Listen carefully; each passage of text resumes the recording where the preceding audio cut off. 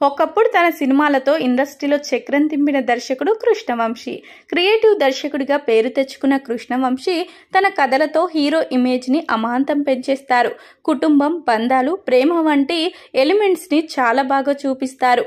నాగార్జునకి నిన్నే పెళ్లాడతా, మహేష్ బాబుకి మురారి సినిమాలు ఎంతో పేరు తెచ్చిపెట్టాయి.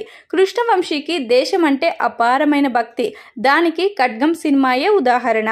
సమాజం మీద బాధ్యత, దేశం మీద ప్రేమ వంటివి తన కథల ద్వారా వ్యక్తపరుస్తారు. అలాంటి కృష్ణవంశీ ఈ మధ్య దర్శకుడిగా కాస్త వెనుకబడ్డారని చెప్పాలి. ఆయన రీసెంట్గా తీసిన రంగమార్తాండ సినిమా విమర్శకుల ప్రశంసలు అందుకుంది, కానీ కమర్షియల్గా సక్సెస్ కాలేకపోయింది. అయితే చాలా రోజుల తర్వాత ఒక ఈవెంట్లో పాల్గొన్న కృష్ణవంశీ ఇండస్ట్రీలో అనాథని అయిపోయానంటూ ఎమోషనల్ అయిన సంఘటన ఇప్పుడు వైరల్ అవుతుంది.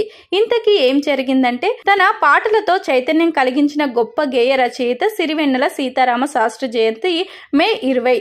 ఈ సందర్భంగా ఆయనకి నివాళులు అర్పిస్తూ నా ఉచ్ఛ్వాసం కవనం అనే పేరుతో ఒక ఈవెంట్ ని నిర్వహించారు.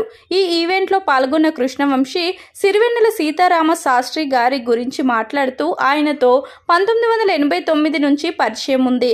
ఆయన దొరకడం మహా అదృష్టం. ఏ అర్హత లేకపోయినా తనని కొడుకుగా స్వీకరించారని, వాళ్ళ ఇంట్లోనే ఉండే వాళ్ళమని అన్నారు. ఆయన ఉంటే ధైర్యంగా ఉంటుందని 6 నెలల నుంచి సినిమా స్టార్ట్ చేద్దామని అనుకుంటున్నాను, కానీ పాటలు ఏం చేయాలో అర్థం కావడం లేదు.